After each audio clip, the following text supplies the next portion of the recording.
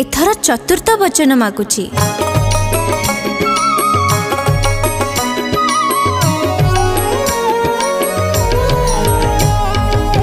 चतुर्थरे वचन दियटी मते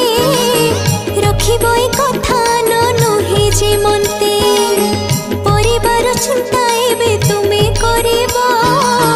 सब हानि लाभ कथा तुमे बुझिबो संसार जो चली खटी होइबो तुम्हे दायित्व ने बटी हटी न जीवो केबे ए वचन मोर जदि कर पुराण तेबे तुम पत्नी मोहि होइबे जान चतुर्थरे वचन दियटी मते रखिबो ए कथा न नहे जे मनते